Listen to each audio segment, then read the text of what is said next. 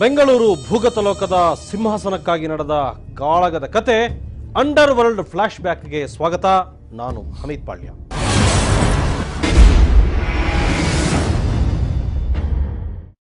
ಕಳೆದ ಎಪಿಸೋಡ್ನಲ್ಲಿ ಒಂದು ತುಂಬಾ ಥ್ರಿಲ್ಲಿಂಗ್ ತಿರುವಿಗೆ ಕತೆ ಬಂದು ನಿಂತಿತ್ತು. ಅಂದಿನ ಮುಖ್ಯಮಂತ್ರಿ ದೇವರಾಜ್ ಅರಸು ಅವರ ಬೆಂಬಲ ಸಿಕ್ಕ ಸೊಕ್ಕಿನಲ್ಲಿ ಇಡೀ ಬೆಂಗಳೂರು ತನ್ನದು ಅಂತ ಮೆರೆತಿದ್ದ ಡಾನ್ ಜಯರಾಜ್ ಹಾಡ ಹಗಲೇ ನಟ್ಟ ನಡು ಕೋರ್ಟ್ನಲ್ಲಿ ತನ್ನ ಶತ್ರು ತಿಗಳರಪೇಟೆ ಗೋಪಿಯ ಹೊಟ್ಟೆಯೊಳಕ್ಕೆ ಡ್ಯಾಗರ್ ನುಗ್ಗಿಸಿದ್ದ. ಖುದ್ದು ನ್ಯಾಯಾಧೀಶರೇ ಆ ಮಾರಣ ಹೋಮದ ಪ್ರತ್ಯಕ್ಷ ಸಾಕ್ಷಿ. ಆಗ ಜಯರಾಜ್ ಜೈಲಿಗೆ ಹೋಗೋದನ್ನ ತಪ್ಪಿಸೋದಕ್ಕೆ ಖುದ್ದು ದೇವರಾಜ್ ಅರಸು ಸೇರಿದಂತೆ ಯಾರಿಂದಲೂ ಸಾಧ್ಯ ಆಗಲಿಲ್ಲ. ರಾಮನಗರದಲ್ಲಿ ಅರೆಸ್ಟ್ ಆದ ಜಯರಾಜ್ ಜೈಲು ಸೇರ್ತಾ ಇದ್ದಂತೆ ಬೆಂಗಳೂರು ಭೂಗತ ಲೋಕ ಅನ್ನೋದು ಯಜಮಾನ ಇಲ್ಲದ ಮನೆ ತರ ಆಗೋಯ್ತು. ಜಯರಾಜ್ ಕೂಡ ಅಂದಿನ ರಾಜ್ಯ ಸರ್ಕಾರದ ಕೃಪೆಯಿಂದ ತನಗೆ ಸೆಂಟ್ರಲ್ ಜೈಲಿನಲ್ಲಿ ಸಿಕ್ಕ ಐಷಾರಾಮಗಳನ್ನ ಎಂಜಾಯ್ ಮಾಡ್ತಾನೆ ಉಳಿದು ಬಿಟ್ಟನೆ ಹೊರತು ಅದೆಲ್ಲದರ ಬಗ್ಗೆ ಯೋಚಿಸಲೇ ಇಲ್ಲ. ಆ ಟೈಮು ಬೆಂಗಳೂರು ಅಂಡರ್ ವರ್ಲ್ಡ್ ನಲ್ಲಿ ಇವನಿಗೊಬ್ಬ ಕಾಂಪಿಟೀಟರ್ ಹುಟ್ಟಿಕೊಳ್ಳೋದಕ್ಕೆ ಹೇಳಿ ಮಾಡಿಸಿದಂತಿತ್ತು. ಆಗಲೇ ಅವನು ಕಾಣಿಸ್ಕೊಂಡಿದ್ದ. ರಾಮಚಂದ್ರ ಅಲಿಯಾಸ್ ಕೊತ್ವಾಲ್ ರಾಮಚಂದ್ರ. ಅವನು ವೆರಿ ನಟೋರಿಯಸ್ ವುಮನೈಸರ್. ಆಗ ಪಾಪ ಸದಾಶಿವನಗರದಲ್ಲಿ ಯಾರು ಒಬ್ರು ಹೆಣ್ಮಕ್ಳು ವಾಕಿಂಗ್ ಹೋದ್ರೆ ಅಲ್ಲೇ ರೇಪ್ ಮಾಡೋರು ಓಪನ್ ಆಗಿ. ಅಂತ ಡೇಂಜರಸ್ ಕ್ಯಾರೆಕ್ಟರ್ ಆಗಿದ್ದ. ರಾಬರಿ ಮತ್ತೆ ರೇಪ್ ಮಾಡೋದು ಅಲ್ಲೆಲ್ಲ ಕೇಸ್ಗಳೆಲ್ಲ ಇತ್ತು. ಬಿಕಾಸ್ ಅವನು ಶಿಕಾರಿಪುರದಲ್ಲೆಲ್ಲ ಇದ್ದಾಗ ಅವನು ಸ್ವಲ್ಪ ಒಂದು ನೇವಿನಲ್ಲಿ ಸೇರ್ಕೊಂಡಿದ್ದ. ಆ ನೇವಿನಲ್ಲಿ ಸೇರ್ಕೊಂಡಿದ್ದಾಗ ಅವನು ಸೇಲರೋ ಏನೋ ಆಗಿದ್ದ. ಅವನು ಎಸ್ಕೇಪ್ ಆಗಿ ಬಂದ್ಬಿಟ್ಟಿದ್ದ. ಅಷ್ಟೊತ್ತಿಗೆ ಅವನು ಸ್ವಲ್ಪ ಮಜಬೂತಾಗಿ ಯಾವಾಗ ಈ ವಯಾಲಿಕ ಅವನು he involve in itself into robbery, rape, extortion ಅದು ಇದು ಸ್ಟಾರ್ಟ್ ಆಗುತ್ತೆ. ಕೊತ್ವಾಲನಿಗೆ ಪೊಲೀಸರ ಭಯ ಇತ್ತು. ಪರಿಸ್ಥಿತಿ ತೀರಾ ಟೈಟ್ ಆದ್ರೆ ಗಂಟು ಮೂಟೆ ಕಟ್ಟಿಕೊಂಡು ಊರು ಬಿಟ್ಬಿಡ್ತಿದ್ದ. ಸ್ವಲ್ಪ ತಿಳಿಯಾದ ನಂತರ ಸರಹೊತ್ತಿನಲ್ಲಿ ಬೈಕ್ ಹತ್ತಿಕೊಂಡು ಯಾವ್ಯಾವುದೋ ರಸ್ತೆ ಮೂಲಕ ವಾಪಸ್ ಬಂದು ಮತ್ತೆ ತನ್ನ ಬಂಕರ್ನಲ್ಲಿ ಸೆಟಲ್ ಆಗ್ತಿದ್ದ. ಭೂಗತ ಲೋಕದಲ್ಲಿ ಬರೀ ಮಚ್ಚು ಮತ್ತು ತಾಕತ್ತಿನಿಂದ ಮಾತ್ರ ಎಲ್ಲವನ್ನೂ ಮಾಡೋದಕ್ಕೆ ಸಾಧ್ಯ ಇಲ್ಲ ಅನ್ನೋ ಸತ್ಯ ಈ ಪಾತಕಿಗೆ ಅಗತ್ಯಕ್ಕಿಂತಲೂ ಸ್ಪಷ್ಟವಾಗಿ ಅರ್ಥ ಆಗಿತ್ತು. ಅದಕ್ಕೆ ಎಸಿಪಿ ಅಶೋಕ್ ಕುಮಾರ್ ಒಂದು ಅದ್ಭುತ ಉದಾಹರಣೆ ಕೊಡ್ತಾರೆ. ಅವನು ಬಹಳ ಬುದ್ಧಿವಂತ ಮತ್ತು ಬಹಳ ನಟೋರಿಯಸ್ ಫೆಲೋ ಆಗಿದ್ದ. ಅವನು ಭಾಳಷ್ಟು ಕೆಲಸಗಳಕ್ಕೆ ಆಗ್ತಿದ್ದ. ಒಂದು ಪ್ರಸಂಗದಲ್ಲಿ ಅವನು ಇದರಲ್ಲಿ ನಮ್ಮ ಬಸವನಗುಡಿಯಲ್ಲಿ ಶಂಕರ್ ಮಠ ಅಂತಿದೆ, ಶಂಕರ್ಪುರಂ ಲಿಮಿಟ್ಸ್ನಲ್ಲಿ ಒಬ್ಬರು ಬ್ರಾಹ್ಮಣರ ಮನೆ ಖಾಲಿ ಮಾಡ್ತಾ ಇರಲಿಲ್ಲ. ಓನರ್ ಏನು ಮಾಡಿದ್ದಾನೆ, ಇವನಿಗೆ ಕಾಂಟ್ಯಾಕ್ಟ್ ಮಾಡಿದ್ದಾರೆ. ಯಾರಿಗೆ? ಕೊತ್ವಾಲ್ ರಾಮಚಂದ್ರ ಕಾಂಟ್ಯಾಕ್ಟ್ ಮಾಡಿ ಆ ಕಾಲದಲ್ಲಿ 10,000 ಕೊಡ್ತೀನಿ ನೀನು ಮನೆ ಖಾಲಿ ಮಾಡು ಅಂತ. ಇವನೇನು ಹೇಳ್ದ, ಬುದ್ಧಿವಂತ ಅಷ್ಟೇ, ಚಾಣಾಕ್ಷ ಬುದ್ಧಿವಂತ. ಅವನ ಬುದ್ಧಿವಂತಿಕೆಗೆ ಒಂದು ನಿದರ್ಶನ ಹೇಳ್ತಾ ಇರೋದು ನಾನು. ಆ ಮನೆ ಓನರ್ ಹೇಳ್ತಾನೆ, ನಾನು 10,000 ರೂಪಾಯಿ ಕೊಡ್ತೀನಿ, ಏನೋ ಮಾಡಿ ಇವನು ಖಾಲಿ ಮಾಡು ನಮ್ಮ ಟೆನೆಂಟಿಗೆ ಅಂತ. ಬಾಡಿಗೆದಾರ ಬ್ರಾಹ್ಮಣರು. ಸೊ ಆಗ ಇವನೇನು ಮಾಡ್ತಾನೆ, ಆಯಿತು ಅಂತ 5,000 ರೂಪಾಯಿ ಅಡ್ವಾನ್ಸ್ ತೊಗೊಳ್ತಾನೆ. ತೊಗೊಂಡು ನೇರ ನಂದಿ ಬೆಟ್ಟಕ್ಕೆ ಹೋಗ್ತಾನೆ. ನಂದಿ ಬೆಟ್ಟಕ್ಕೆ ಹೋಗಿ ಒಂದು 100-200 ರೂಪಾಯಿ ಕೊಟ್ಟು 2 ಗೂಬೆ, ಔಲ್ ಅಂತಾರಲ್ಲ ಗೂಬೆ, 2 ಗೂಬೆ ಒಂದು 100 ರೂಪಾಯಿ 200 ರೂಪಾಯಿ ಕೊಟ್ಟು ಪರ್ಚೇಸ್ ಮಾಡ್ಕೊಂಡು ಬರ್ತಾನೆ. ಪರ್ಚೇಸ್ ಮಾಡ್ಕೊಂಡು ಬಂದು ಏನೂ ಮಾಡಲ್ಲ. ಅರ್ಲಿ ಮಾರ್ನಿಂಗು ಒಂದು 6 ಗಂಟೆಗೆ ಬಾಡಿಗೆದಾರ ಯಾವ ಮನೆ ಖಾಲಿ ಮಾಡದೇ ಇರ್ತಾನಲ್ಲ ಅವನ ಮನೆ ಹತ್ರ ಹೋಗ್ತಾನೆ. ಕಾರಲ್ಲಿ ಹೋಗ್ಬಿಟ್ಟು ಮನೆಯವ್ರ ಕಿಟಕಿಯನ್ನು ಮೆತ್ತಗೆ ತೆಗೆದು ಮನೆ ಒಳಗಡೆ ಬಿಟ್ಬಿಡ್ತಾನೆ 2 ಗೂಬೆನ. ಅಷ್ಟೇ ಮಾಡೋದು ಕೆಲಸ ಅವನು. ಅವ್ರು ಬ್ರಾಹ್ಮಿನ್ಸ್ ಅಲ್ವಾ, ಅವ್ರು ಎದ್ದು ನೋಡ್ತಾರೆ ಗೂಬೆ ಇರುತ್ತೆ ಮನೆಯೊಳಗಡೆ. ಅದು ಭಾಳ ಅನಿಷ್ಟ ಅಂತ ಅವ್ರಿಗೆ. ಅವ್ರೇನು ಮಾಡ್ತಾರೆ, ಯಾವಾಗ 2 ಗೂಬೆ ಬಂದ್ಬಿಡ್ತು ಮನೆಯೊಳಗಡೆ ಗಾಬರಿ ಆಗ್ಬಿಡ್ತಾರೆ. ಇದೇನೋ ಅನಿಷ್ಟ, ಏನೋ ಹೆಣ ಬಿದ್ದೋಗ್ಬಿಡುತ್ತೆ ಎನಿ ಮೂಮೆಂಟ್ ಅಂತ ಹೇಳಿ ನೀವು ನಂಬಲಿಕ್ಕಿಲ್ಲ, ಒಂದು 2-3 ಗಂಟೆಯಲ್ಲಿ ಮನೆ ಖಾಲಿ ಮಾಡಿಬಿಡ್ತಾರೆ. ಓಡೋಗ್ತಾರೆ, 2 ಮೆಟಡರ್ ಟೆಂಪೋ ತರ್ತಾರೆ, ಪಟ 10 ಗಂಟೆಗೆ ಮನೆ ಖಾಲಿ ಮಾಡಿ ಬೀಗನೂ ಆಗದೆ ಓಡೋಗ್ಬಿಡ್ತಾರೆ ಮನೆ. ಇವನು ಹೊರಗಡೆ ದೂರದಲ್ಲಿ ಕಾರಲ್ಲಿ ಕೂತ್ಕೊಂಡು ನೋಡ್ತಾ ಇರ್ತಾನೆ ಡೆವಲಪ್ಮೆಂಟ್ಸ್, ಏನು ಬೆಳವಣಿಗೆ ನಡೀತಾ ಇರುತ್ತೆ 2 ಗೂಬೆ ಬಿಟ್ಟ ಮೇಲೆ. ಮನೆ ಖಾಲಿ ಮಾಡ್ಕೊಂಡು ಹೋಗಿದ ತಕ್ಷಣ ಇವನು ಹೋಗಿದ್ದೆ ಬೀಗ ಹಾಕ್ಬಿಡ್ತಾನೆ. ಬೀಗ ಹಾಕ್ಬಿಟ್ಟು ಸೀದಾ ಮನೆ ಓನರ್ಗೆ ಹೋಗ್ಬಿಟ್ಟು ಇನ್ನು 5,000 ಕೊಡ ಬಾಕಿ ಅಂತ. ಹಿಂಗೆ ಕೊತ್ವಾಲ್ ಅವರಿಗೆ ದುಡ್ಡೊಂದು ಕೊಟ್ಟು ಬಿಟ್ರೆ ಮುಗೀತು. ಕೆಲಸ ಇಂಥದ್ದೇ ಆಗಬೇಕು ಅಂತಿರಲಿಲ್ಲ, ಮಾಡಿಕೊಡ್ತಿದ್ದ. ಮುಂದೆ ಹೆಂಗೆ ಒಂದು ಲವ್ ಮ್ಯಾಟರ್ನಲ್ಲಿ ಕೈ ಹಾಕಿ ಈತ ಅದೇ ಕಾರಣಕ್ಕೆ ಕೊಲೆಯಾಗಿ ಹೋದ ಅನ್ನೋದನ್ನ ಡೀಟೇಲ್ ಆಗಿ ಹೇಳ್ತೀವಿ. ಒಟ್ನಲ್ಲಿ ವೈಯಾಲಿ ಕಾವಲ್ ಏರಿಯಾನ ಸೆಂಟರ್ ಮಾಡಿಕೊಂಡ ಈತ ಉತ್ತರ ಬೆಂಗಳೂರಿನ ಮೇಲೆ ಹಿಡಿತ ಸಾಧಿಸಿಕೊಳ್ಳೋದಕ್ಕೆ ಪ್ರಯತ್ನ ಪಡ್ತಿರೋದಕ್ಕೂ ಜಯರಾಜ್ ಜೈಲಿಗೆ ಹೋಗೋದಕ್ಕೂ ಸರಿಯಾಗಿತ್ತು. ಆ ಟೈಮಿಗೆ ಇವನೊಬ್ಬ ಭೂಗತ ಲೋಕದಲ್ಲಿ ಬೆಳೆದು ಬಿಡಲಿ ಅಂತ ಮನಸಾರೆ ಬಯಸಿ ಅದಕ್ಕಾಗಿ ಫೈನಾನ್ಸ್ ಮಾಡಿದವನೊಬ್ಬನಿದ್ದ.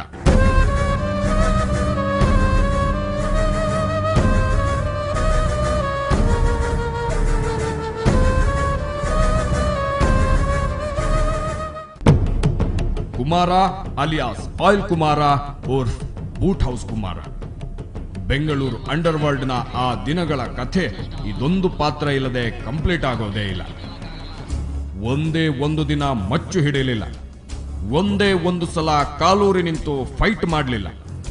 ಆದ್ರೂ ಬೆಂಗಳೂರು ಭೂಗತ ಲೋಕದ ಹಲವು ಕೊಲೆಗಳಿಗೆ ಕಾರಣನಾದ. ಇವನಿಗೆ ಯಾವತ್ತೂ ತಾನು ಕಿಂಗ್ ಆಗಬೇಕು ಅನ್ನೋ ಆಸೆಯೇ ಇರಲಿಲ್ಲ. ಆಯಿಲ್ ಕುಮಾರ ಒಬ್ಬ king maker. He meant only business, oil business.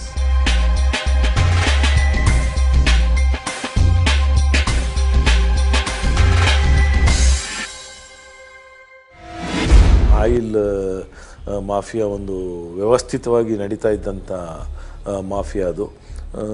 ಅದರೊಳಗೆ ಈ ಪೆಟ್ರೋಲ್ ಕದೀತಾ ಇದ್ದಂಥ ಒಂದು ತಂಡ, ಡೀಸೆಲ್ ಕದೀತಾ ಇದ್ದ ತಂಡ, ಮುಖ್ಯವಾಗಿ ಈ ಫರ್ನೆಸ್ ಆಯಿಲ್, ಈ ಕೈಗಾರಿಕೆಗಳಿಗೆ ಭಾಳ ಪ್ರಮುಖವಾದ ಒಂದು ಫ್ಯೂಯಲ್ ಅದು ಫರ್ನೆಸ್ ಆಯಿಲ್ ಅಂತೇಳಿ.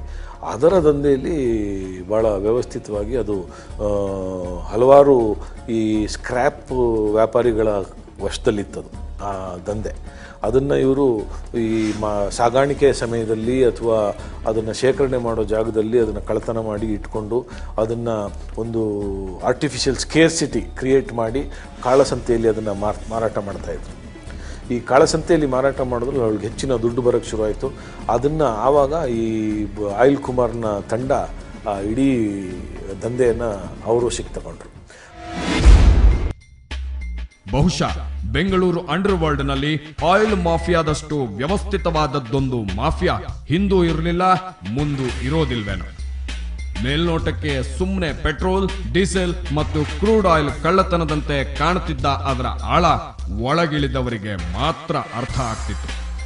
ಅಂಥವರ ಪೈಕಿ ಅದರ ಬಗ್ಗೆ ಅಧಿಕೃತವಾಗಿ ಮಾತನಾಡಬಲ್ಲ ಕೆಲವರ ಪೈಕಿ ಒಬ್ಬ ಕ್ರಿಸ್ಟೋಫರ್ ಚಕ್ರವರ್ತಿ ಅಲಿಯಾಸ್ ಚಕ್ರೆ.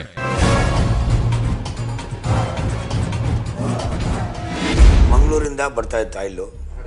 ಅಡುಗಲು ಕೂಡ ಏನು ಹೇಳ್ತಾರೆ ಆ ಊರ ಹೆಸರು, ನನಗೇನು ಸ್ವಲ್ಪ ಅಡುಗಲು ಅಂತ. ಆ ಊರಿಂದನೂ ಬರ್ತಾ ಇತ್ತು ಆಯಿಲು. ತಮಿಳ್ನಾಡಿಂದನೂ ಬಂದು ಸೇವಾನಗರಲ್ಲಿ ಬಂದು ಟ್ಯಾಂಕರ್ಗಳಲ್ಲೇ ಇರೋದು, ದೊಡ್ಡ ಸ್ಟಾಕ್ ಮಾಡೋದು ಜಾಗ ಅದು ಸೇವಾನಗರದಲ್ಲಿ. ಆ ಸೇವಾನಗರದಿಂದ ಈ ಆಯಿಲು ಬಂದು ಎಲ್ಲೆಲ್ಲಿ ಡಿಸ್ಟ್ರಿಬ್ಯೂಟ್ ಆಗಬೇಕು ಅಲ್ಲೆಲ್ಲ ಹೋಯ್ತಾಯಿತ್ತು ಗಾಡಿಗಳು. ಇವಾಗ ಎಲ್ಲೆಲ್ಲಿ ಇವರು ಗಾಡಿಗಳು ಎತ್ಕೊಂಡು ಕ್ಲೀನರ್ ಡ್ರೈವರ್ ಹೋಯ್ತಾರೋ ಅಲ್ಲಿ ಅವ್ರಿಗೆ ಅಡ್ಜಸ್ಟ್ಮೆಂಟ್ ಇತ್ತು. ಇಷ್ಟು 200 ಲೀಟ್ರು, 300 ಲೀಟ್ರು, 400 ಲೀಟ್ರು ಅಂತ ಆಯಿಲ್ಗಳು ಅಲ್ಲಿಂದ ಕಳ್ತನ ಮಾಡ್ಕೊಂಡು ಬರೋರು. ಇವಾಗ ಒಂದು ಲಾರಿಯಲ್ಲಿ 1500 ಲೀಟ್ರು ಡೀಸೆಲ್ ಆಯಿಲ್ ತಗೊಂಡು ಬಂದರೆ, ಪೆಟ್ರೋಲ್ ಬರಲ್ಲ ಸರ್, ಡೀಸೆಲ್ಲು ಆಯಿಲು. ಇವಾಗ 150 ಕಿಲೋಮೀಟರ್ ಸ್ಪೀಡಲ್ಲಿ ಬಂದು ಬ್ರೇಕ್ ಹೊಡೆದ್ರೆ ಏನಾಯ್ತೈತೆ, ಒಳಗಡೆ ಇರೋ ಮೆಟೀರಿಯಲ್ ಎಲ್ಲ ಆಡ್ತೈತೆ. ಆಡುವಾಗ ಪೆಟ್ರೋಲ್ ಬಂಕಲ್ಲಿ ನಾವು ಸ್ಕೇಲ್ ಬಿಟ್ಟರೆ ಆ ಸ್ಕೇಲ್ ಕರೆಕ್ಟಾಗಿ ಇವಾಗ ಹಿಂಗೆ ಆಡ್ತಾ ಇದ್ದರೆ ಏನಾಯ್ತೈತೆ, ಆ ಸ್ಕೇಲ್ಗೆ ಮೇಲೆ ಕರೆಕ್ಟಾಗಿ ಬರ್ತೈತೆ. ಪೆಟ್ರೋಲ್ ಬಂಕ್ ಅವನು ಏನು ತಿಳ್ಕೊತಾನೆ, ನಮಗೆ 1.5 ಲೀಟ್ರ್ ಕೊಡಬೇಕು, ಅದು ಕರೆಕ್ಟಾಗಿದೆ ಅಂತ ತಿಳ್ಕೊತಾನೆ. ಆದರೆ ಈ ಸ್ಪೀಡಲ್ಲಿ ಬಂದು ಬ್ರೇಕ್ ಹೊಡೆದಿರೋದು ಒಳಗಡೆ ಇರೋದು ಆಯಿಲು, ಡೀಸೆಲ್ ಆಗಲಿ ಆಯಿಲ್ ಆಗಲಿ ಏನೇ ಇರಲಿ ಮೆಟೀರಿಯಲು ಅಲ್ಲಾಡ್ತಾ ಇರ್ತೈತೆ. ಅಲ್ಲಾಡುವಾಗ ನಾನು ಸ್ಕೇಲಿಗೆ ದಾಗ ಅಲ್ಲಾಡ್ತಾ ಏನಾಯ್ತೈತೆ, ಕರೆಕ್ಟಾಗಿ ನಿಮಗೆ ಸ್ಕೇಲಿಗೆ ಅಳತೆ ತೋರಿಸ್ತೈತೆ.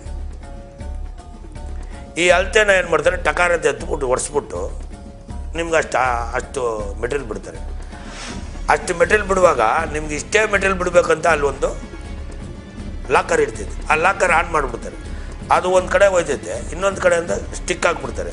ನೋಡ್ರಿ ನಮ್ದು ಬಿಟ್ಟಿದ್ದೀವಿ ಅಂತ ಹೇಳ್ಬಿಟ್ಟು ನಿಲ್ಲಿಸ್ಬಿಡ್ತಾರೆ. ಇದ್ಯಾವುದೋ ಚಿಲ್ಲರೆ ಪೆಟ್ರೋಲ್, ಡೀಸೆಲ್, ಕ್ರೂಡ್ ಆಯಿಲ್ ಕಳ್ಳತನದ ವಿಷಯ ಅಂದ್ಕೋಬೇಡಿ. ಆವತ್ತಿನ ಅಂಡರ್ ವರ್ಲ್ಡ್ ಅನ್ನ ಅನ್ನ ನೀರು ಕೊಟ್ಟು ಸಾಕಿದ್ದೇ ಈ ಆಯಿಲ್ ಮಾಫಿಯಾ. ಆ ಕಾಲಕ್ಕೆ ಲಕ್ಷಗಟ್ಟಲೆ ಕಮಾಯಿ ತಂದುಕೊಡ್ತಿದ್ದ ದಂಧೆ ಅದು. ಅದರ ಮೇಲೆ ಹಿಡಿತ ಸಾಧಿಸಿಕೊಂಡಿದ್ದವನು ಆಯಿಲ್ ಕುಮಾರ.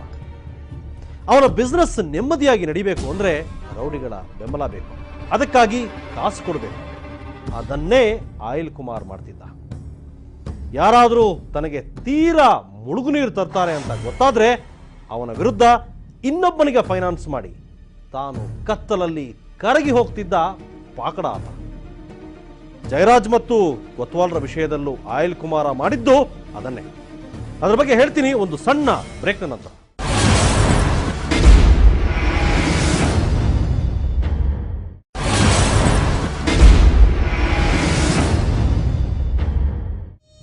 ಯಾರು ಒಪ್ಪಲಿ ಬಿಡ್ಲಿ, ಅಂಡರ್ ವರ್ಲ್ಡ್ ಅನ್ನೋದು ಒಂದು ವ್ಯವಸ್ಥೆ. ಹೇಗೆ ಸರ್ಕಾರವನ್ನ ವ್ಯವಸ್ಥೆಗೆ ನ್ಯಾಯದ ದಾರಿಯಲ್ಲಿ ದುಡ್ಡು ಹರಿದು ಬಂದು ಅದು ಬೇರೆ ಬೇರೆ ಕೆಲಸಗಳಿಗೆ ಖರ್ಚಾಗುತ್ತೋ, ಹಾಗೆ ಅಂಡರ್ ವರ್ಲ್ಡ್ಗೆ ಅನ್ಯಾಯದ ದುಡ್ಡು ಹರಿದು ಬಂದು ಬೇರೆ ಬೇರೆಯವರ ಖಜಾನೆ ಸೇರುತ್ತೆ. ಸದ್ಯದ ಪರಿಸ್ಥಿತಿಯಲ್ಲಿ ರಿಯಲ್ ಎಸ್ಟೇಟ್ ದುಡ್ಡು ಭೂಗತ ಪ್ರಪಂಚವನ್ನ ಸಾಕ್ತಾ ಇದೆ. ಇದೇ ರೀತಿ ಜಯರಾಜ್ ಜಮಾನದಲ್ಲಿ ಇದ್ದದ್ದು ಆಯಿಲ್ ಮಾಫಿಯಾ ಹಣ. ಆಯಿಲ್ ಮಾಫಿಯಾಗಿಂತ ಮುಂಚೆ ಬೆಂಗಳೂರು ಅಂಡರ್ ವರ್ಲ್ಡ್ ದುಡ್ಡೇ ಕಂಡಿರಲಿಲ್ಲ ಅಂತಲ್ಲ.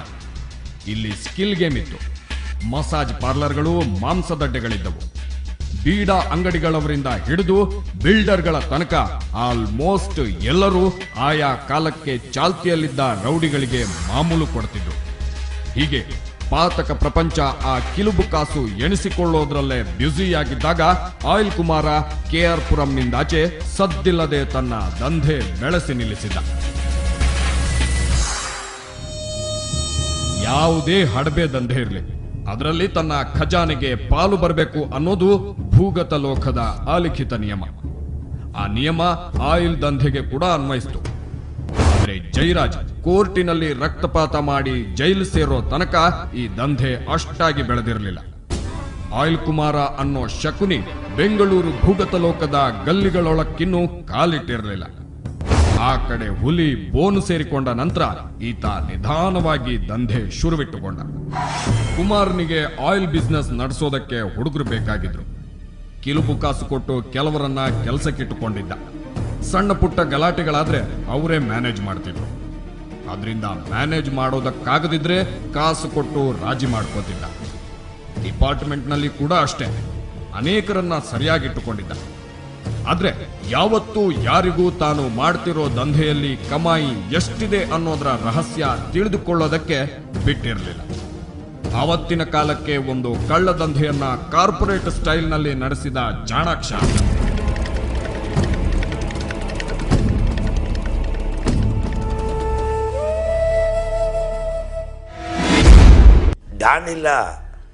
ಡಾನ್ಗೇನಿಲ್ಲ, ಬುದ್ಧಿವಂತ ಅವನು ಬುಡ್ರಸ್ ಕುಮಾರ್. ಅವನು ಯಾರಿಗೂ ಮಚ್ಚಲ್ಲಿ ಹೊಡೆದಿಲ್ಲ, ಒಂದು ದಿವಸ ಜೈಲಿಗೆ ಹೋಗಿಲ್ಲ. ಅವ್ನು ನೋಡಿದ್ರೆ ಯಾರು ಭಯ ಬಿದ್ದು ಓಡೋರಿಲ್ಲ. Is one of the business man. ಅವನು ಶೂ ಅಂಗಡಿ ಇಟ್ಕೊಂಡಿದ್ದ. ಇಲ್ಲಿ ಶೇಷಾದ್ರಿಪುರದಲ್ಲಿ ಶೂ ಅಂಗಡಿ ಇತ್ತಂತ. ಅಲ್ಲಿ ನಟರಾಜ್ ಟೈಸ್ ಹತ್ರ ಇತ್ತು ಅಂತ ಹೇಳ್ತಾರೆ. ಒಟ್ಟಲ್ಲಿ ಇತ್ತು ಜಾಗ. ನಾವು ಯಾರು ತೋರಿಸೋರು, ಇದಕ್ಕೆ ನಾವು ಬುಡ್ರಸ್ ಕುಮಾರ್ದು ಚಪ್ಪಲಿ ಅಂಗಡಿ ಅದು. ಏನೋ ಚಪ್ಪಲಿ ಅಂಗಡಿ ಇಟ್ಕೊಂಡಿರೋನು ಇಷ್ಟು ದೊಡ್ಡ ದಂಧ ಮಾಡ್ತಾನೆ ಅಂತ ಅವಾಗ ಐಡಿಯಾ ಮಾಡಿದೆ ನಾವು. ಅವನು ಏನಂದರೆ ಭಾರಿ ಬ್ರಿಲಿಯಂಟ್ ಆಗಿದ್ದ, ಬುದ್ಧಿವಂತ ಇದ್ದ. ಎಲ್ಲರಿಗೂ ಏನೇನು ಬೇಕು, ಬಡ್ರಿ ನಿಮ್ಗೇನು ಬೇಕು ಸರ್, ನನಗೆ ಹಿಂಗಿಲ್ಲ, ಇದು ಮಾಡ್ಕೊ ಹೋಗು, ನೀನು ಬಾ, ಎಲ್ಲರಿಗೂ ಸಮಾಧಾನ ಮಾಡಿ ಬಿಸ್ನೆಸ್ ಮಾಡ್ತಾಯಿದ್ದ ಅವನು. ಯಶವಂತಪುರದಲ್ಲಿ ಒಂದು ಶೆಡ್ ಮಾಡಿದ್ರು, ಪೀಣ್ಯದಲ್ಲಿ ಒಂದು ಶೆಡ್ ಮಾಡಿದ್ರು. ಈ ಥರ ಎಲ್ಲ ಕಡೆನೂ ಒಂದೊಂದು ಶೆಡ್ ಮಾಡಿದ್ರು. ಆಯಿಲ್ ನಿಲ್ಸೋಕ್ಕೆ ಸ್ಟಾಕ್ ಮಾಡೋದಕ್ಕೆ. ಈ ಕಲ್ತನ ಮೆಟೀರಿಯಲ್ ಎಲ್ಲ ಬಂದು ಲಾರಿಗಳಲ್ಲಿ ಇಳಿಸೋರು. ಈ ಬ್ಯಾರಲಲ್ಲಿ ಅಲ್ಲೆಲ್ಲಿ ಕೆಲಸ ಮಾಡೋರು, ಇವ್ರಿಗೆ ಕೆಲಸ ಮಾಡೋರು ಒಂದೊಂದು ಇದರಲ್ಲಿ ಶೆಡ್ಡಲ್ಲಿ ಒಂದು 8 ಜನ 10 ಜನ ಕೆಲಸ ಮಾಡೋರು. ಅವ್ರಿಗೆ ಸಂಬಳ ಥರ ಕೊಟ್ಕೊಂಡು ಇವರು ಈ ರೌಡಿಗಳಿಗೆಲ್ಲ ಸಪೋರ್ಟ್ ಮಾಡಬೇಕಲ್ಲ ಈ ದಂಧೆಗೆ. ಆ ರೌಡಿಗಳಿಗೆಲ್ಲ ದುಡ್ಡು ಕೊಡೋ ಸ್ಟಾರ್ಟ್ ಮಾಡಿದ್ರು ಬುಡ್ರಸ್ ಕುಮಾರ್. ಎಲ್ಲರೂ ಬಂದು ಗಾಂಧಿನಗರಲ್ಲಿ ಅವ್ರ ಆಫೀಸ್ ಇತ್ತು, ಅಲ್ಲಿ ಬಂದು ಕೂತ್ಕೊಂಡು ಎಲ್ಲ ಅಫಿಷಿಯಲ್ ಥರನೇ ಇದ್ದರು. ಯಾವಾಗ ಇವನು ಮಾಡ್ತಿರೋದು ಕಳ್ಳ ವ್ಯವಹಾರ ಅನ್ನೋದು ಗೊತ್ತಾಯ್ತೋ, ಕಾಂಜಿ ಪಿಂಜಿ ರೌಡಿಗಳೆಲ್ಲ ಬಂದು ದುಡ್ಡು ಕೇಳೋದಕ್ಕೆ ಶುರು ಮಾಡಿದ್ರು. 100 ಬೀದಿ ನಾಯಿಗಳಿಗೆ ಮಾಂಸ ಹಾಕೋದಕ್ಕಿಂತ ಮನೆ ಎದುರಿಗೆ ಒಂದು ಹುಲಿ ಕಟ್ಟಿಕೊಂಡಿರುವುದು ಒಳ್ಳೆಯದು ಮತ್ತು ಲಾಭದಾಯಕ. ಆಯಿಲ್ ಕುಮಾರ ಅನ್ನೋ ಬಿಸ್ನೆಸ್ ಮ್ಯಾನ್ ಯೋಚಿಸಿದ್ದು ಆ ರೀತಿ. ಆಗಲೇ ಈತ ಕೊತ್ವಾಲ್ ರಾಮಚಂದ್ರನನ್ನ ಬೆಳೆಸೋ ನಿರ್ಧಾರಕ್ಕೆ ಬಂದಿದ್ದ. ಅದು ಆಯಿಲ್ ಕುಮಾರನ ಜಾಣತನ. ತಾಕತ್ತಿರೋ ಒಬ್ಬನಿಗೆ ಕೈತುಂಬ ಮಾಮೂಲು ಕೊಟ್ಟು ಸರಿಯಾಗಿ ಇಟ್ಕೊಂಡು ಬಿಟ್ರೆ ಉಳಿದವರನ್ನೆಲ್ಲ ಆತನೇ ಸಂಭಾಳಿಸ್ತಾನೆ. ತನ್ನ ಬಿಸ್ನೆಸ್ಗೆ ಪ್ರೊಟೆಕ್ಷನ್ ಕೊಡ್ತಾನೆ. ಹಂಗೆ ಯೋಚಿಸಿಯೇ ಕೊತ್ವಾಲ್ ರಾಮಚಂದ್ರನಿಗೆ ಕಪ್ಪ ಕಾಣಿಕೆ ಕೊಡೋದಿಕ್ಕೆ ಶುರು ಮಾಡಿದ ಆತನಿಗೆ ತಾನು ಮಾಡಿದ ಕೆಲಸ ಮುಂದೊಂದಿನ ಬೆಂಗಳೂರು ಅಂಡರ್ ವರ್ಲ್ಡ್ ಇತಿಹಾಸದಲ್ಲಿ ಶಾಶ್ವತವಾಗಿ ದಾಖಲಿಸುವ ಗ್ಯಾಂಗ್ ವಾರ್ ಒಂದರ ಮುನ್ನುಡಿಯಾಗುತ್ತೆ ಅನ್ನೋದು ಗೊತ್ತೇ ಇರಲಿಲ್ಲ. ಆ ಕಡೆ ಜೈಲಿನ ಬ್ಯಾರಕ್ಕಿನಲ್ಲಿ ಕಣ್ಣು ಮುಚ್ಚಿಕೊಂಡು ಮಲಗಿದ್ದ ಡಾನ್ ಜಯರಾಜ್ಗೆ ಹೊರ ಜಗತ್ತಿನಲ್ಲಿ ಆಯಿಲ್ ಮಾಫಿಯಾ ಅನ್ನೋದು ಅದು ಯಾವ ಆರ್ಭಟದಿಂದ ಬೆಳೀತಾ ಇದೆ ಅನ್ನೋದರ ಅರಿವಿರಲಿಲ್ಲ. ಆ ಟೈಮ್ನಲ್ಲಿ ಆತನಿಗೆ ಜೈಲಿನಿಂದ ಹೊರಬರೋದೊಂದೇ ಚಿಂತೆ. ಆದರೆ ಜಯರಾಜ್ ಶಾಶ್ವತವಾಗಿ ಅಲ್ಲೇ ಇರಬೇಕು ಅನ್ನೋ ಪ್ರಯತ್ನದಲ್ಲಿ ದೊಡ್ಡದೊಂದು ಗುಂಪೇ ತಯಾರಾಗಿತ್ತು. ಆ ಗುಂಪಿನಲ್ಲಿ ದೇವೇಗೌಡರು ಕೂಡ ಇದ್ದ. ಅದೊಂದು ಇಂಟರೆಸ್ಟಿಂಗ್ ಪ್ರಶ್ನೆಗೆ ಒಂದು ಸಣ್ಣ ಬ್ರೇಕ್ನ ನಂತರ ಉತ್ತರ ಹೇಳ್ತೀನಿ.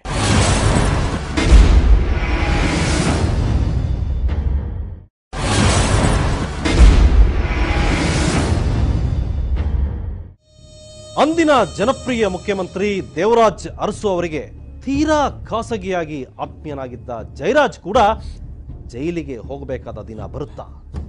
ಅಂಥದ್ದೊಂದು ಕಲ್ಪನೆ ಸ್ವತಃ ಜಯರಾಜ್ ಸೇರಿದಂತೆ ಯಾರಿಗೂ ಇರಲಿಲ್ಲ. ಆದರೆ ಆ ದಿನ ಬಂದೇ ಬಿಟ್ಟಿತ್ತು. ಆತ ಹೊರಗಿದ್ದಷ್ಟು ದಿನ ಬಾಲ ಮುದುರುಕೊಂಡಿದ್ದವರೆಲ್ಲ ಏಕಾಏಕಿ ಚಿಗಿದುಕೊಂಡ್ಬಿಟ್ರು. ಜಯರಾಜ್ನನ್ನ ಜೈಲಿನಿಂದ ಹೊರಗೆ ತರೋದಕ್ಕೆ ಒಂದು ಕಡೆ ಪ್ರಯತ್ನ ನಡೀತಾ ಇದ್ರೆ, ಇನ್ನೊಂದು ಕಡೆ ಆತನಿಗೆ ಕನಿಷ್ಠ ಪಕ್ಷ 14 ವರ್ಷಗಳಷ್ಟಾದರೂ ಶಿಕ್ಷೆ ಕೊಡಿಸಬೇಕು ಅಂತ ಅದಕ್ಕಿಂತ ದೊಡ್ಡ ಪ್ರಯತ್ನ ಶುರುವಾಗಿತ್ತು. ಅದೊಂದು ಸಲ ಈ ಜಯರಾಜ್ ದೇವರಾಜ್ ಅರಸುರ ಮಾತು ಕೇಳಿಕೊಂಡು ದೇವೇಗೌಡರ ಕಾರಿಗೆ ಮಚ್ಚು ಬೀಸಿದ್ದ.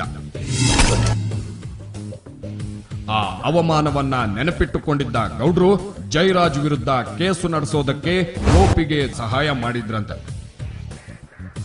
ಅದೆಷ್ಟು ಸತ್ಯನೋ ಗೊತ್ತಿಲ್ಲ.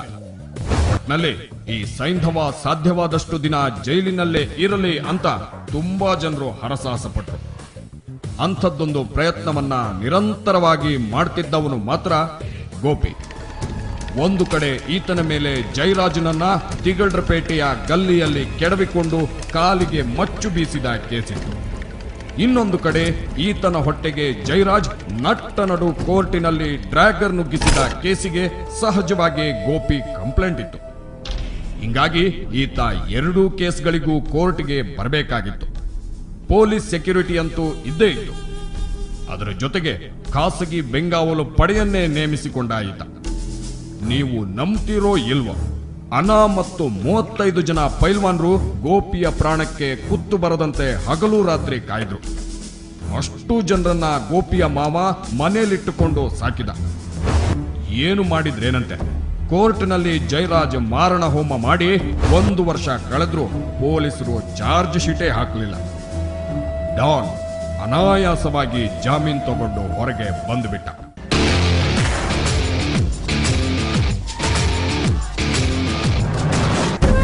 ಸುಪ್ರೀಂ ಕೋರ್ಟ್ ತನಕ ಹೋದ್ರೂ ಜಾಮೀನು ಸಿಗದೆ ಕಂಗಾಲಾಗಿದ್ದ ಜಯರಾಜ್ಗೆ ಪೊಲೀಸರ ನಿರ್ಲಕ್ಷ್ಯ ಅನಾಯಾಸವಾಗಿ ಜಾಮೀನು ಕೊಡಿಸಿಬಿಟ್ಟಿತ್ತು. ಆಗ ಶುರುವಾಯಿತು ನಿಜವಾದ ಪ್ರಾಣಭಯ ಗೋಪಿಗೆ. ಹುಲಿ ಬೋನಿನಲ್ಲಿದ್ದಷ್ಟು ದಿನ ಬೇಟೆಗಾರ ನೆಮ್ಮದಿಯಾಗಿದ್ದ.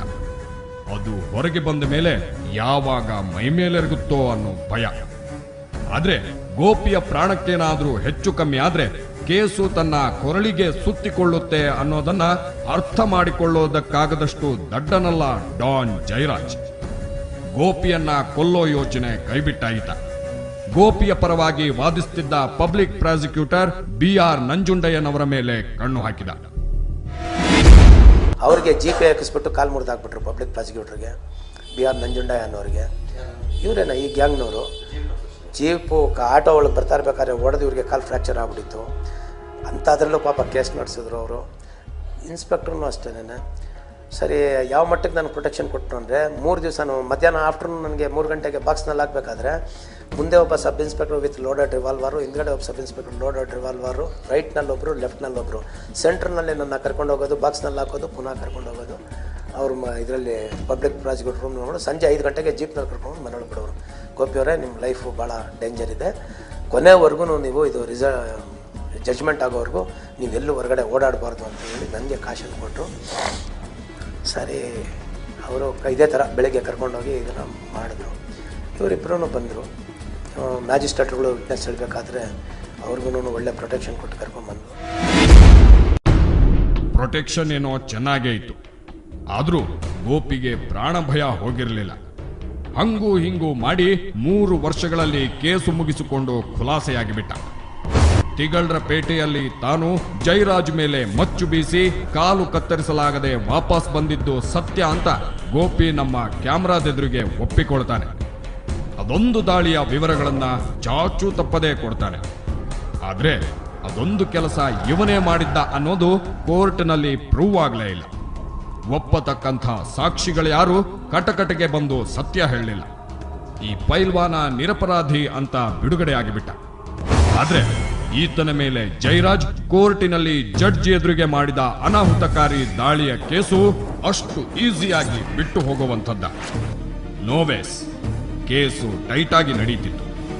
ಅದೊಂದು ಕೇಸ್ನಲ್ಲಿ ತಾನು ಜೈಲಿನೊಳಗೆ 14 ವರ್ಷ ಕಳೆಯಬೇಕಾಗುತ್ತೇನೋ ಅನ್ನೋ ಭಯ ಡಾನ್ಗೆ ಶುರುವಾಗಿತ್ತು.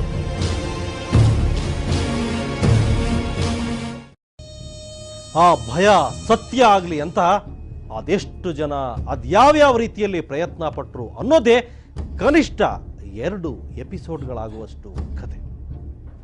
ಆ ಕಥೆಯಲ್ಲಿ ಒನ್ಸ್ ಅಗೈನ್ ದೇವೇಗೌಡರ ವಿಷಯ ಬರುತ್ತೆ.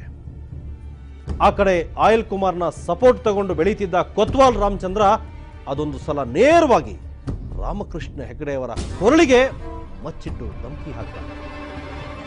ಆವತ್ತು ಕೊತ್ವಾಲ ಜೊತೆಗಿದ್ದವನೊಬ್ಬ ಆ ಕಥೆಯನ್ನ ನಮ್ಮ ಕ್ಯಾಮರಾದ ಎದುರಿಗೆ ಹೇಳ್ಕೊಂಡಿದ್ದಾನೆ.